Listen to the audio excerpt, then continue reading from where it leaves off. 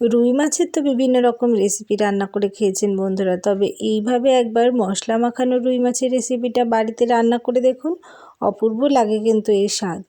চলুন বন্ধুরা তাহলে দেখে নেওয়া যাক আমি কীভাবে এই রেসিপিটা রান্না করি। এখানে দেখুন একটা কড়াইয়ের মধ্যে আমি দিয়ে দিলাম বেশ কয়েক পিস মাছ। যেই কয় পিস মাছ আমি রান্না করব সেই কয় পিস মাছ ভালো করে পরিষ্কার করে ধুয়ে নিয়ে আমি কড়াইয়ের মধ্যে রেখে দিলাম। কড়াইটা একেবারেই শুকনো, এইভাবে কিন্তু শুকনো কড়াইয়ে রেখে দিতে হবে। আর মাছগুলোকেও আমি একটু ঠিকঠাক করে সুন্দর করে ফাঁকা ফাঁকাভাবে সাজিয়ে নিচ্ছি। এবার এই মাছগুলোর মধ্যে একে একে সব মশলা দিয়ে দেবো। এখানে দিয়ে দিলাম বেশ খানিকটা সর্ষের তেল, এবার দিয়ে দিলাম পেঁয়াজ বাটা, আর পেঁয়াজ বাটা দেওয়ার পরে দিয়ে দিলাম আদা বাটা। আদাটা আমি গ্রেট করে নিয়েছি, এটা চাইলে আপনারা বেটেও নিতে পারেন। আর দিয়ে দিলাম এখানে একটা টমেটো। এখানে আমি একটা বড় সাইজের টমেটো একটু মোটা মোটা করে কুচিয়ে নিয়েছি। তারপর দিয়ে দিলাম পরিমাণ মতো লবণ, আর দিয়ে দিলাম পরিমাণ মতো হলুদ লবণ দেওয়ার পরে এবার আমি দিয়ে দিলাম 1 চামচ মতো ঝাল লঙ্কার গুঁড়ো।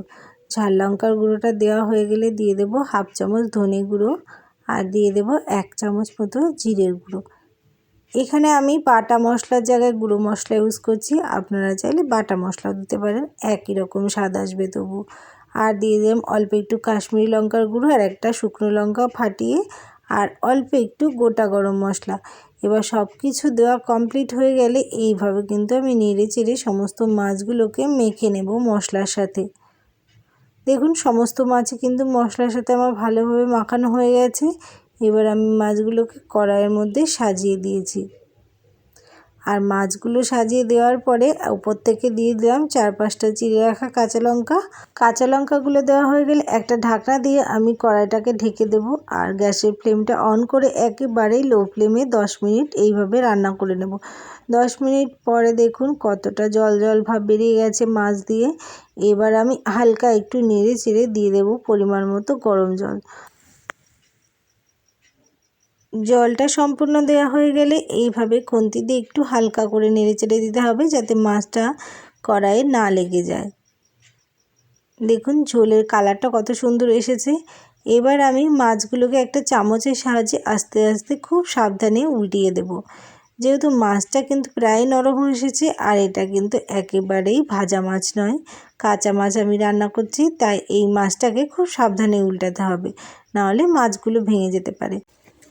সবগুলো মাছ কিন্তু আমার খুব ভালোভাবে উল্টানো হয়ে গেছে। এবার আমি মাছগুলোকে আবারও ঢেকে দিচ্ছি। এইভাবে কিন্তু মাছগুলোকে ঢেকে ঢেকেই রান্না করব। এবার এই মাছে দেওয়ার জন্য দেখুন আমি চলে এসেছি ছাদ বাগানে, আর ছাদ বাগানের একটা টবের থেকে কিন্তু আমি তুলে নিয়েছি ধনেপাতা। এই ধনেপাতাগুলো আমি এই মাছের মধ্যে দেব, আর এই মাছের টেস্ট আরও কিন্তু বেড়ে যাবে, মশলা মাখা মাছের টেস্ট।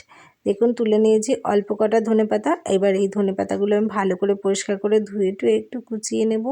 আর এই মাছের মধ্যে নামানোর আগে যদি এইভাবে ধনেপাতা দেওয়া যায় তাহলে কিন্তু অসাধারণ লাগে এর স্বাদ। এবার খানিকটা নেড়ে চেড়ে আমি এটার এবার ঝাল লবণটা টেস্ট করে নেব যে সব কিছু ঠিকঠাক আছে কিনা।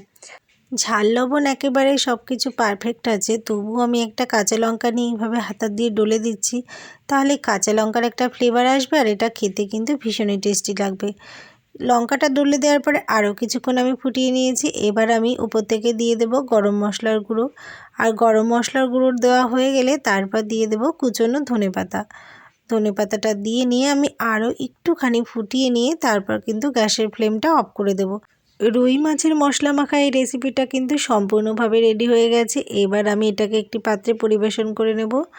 বন্ধুরা কেমন লাগলো আজকের এই খুবই সিম্পল রেসিপিটা কমেন্ট করে জানাতে ভুলবেন না। যদি ভালো লেগে থাকে তাহলে প্লিজ একটা লাইক কমেন্ট করবেন, আর বন্ধুদের সাথে শেয়ার করতে একেবারেই ভুলবেন না।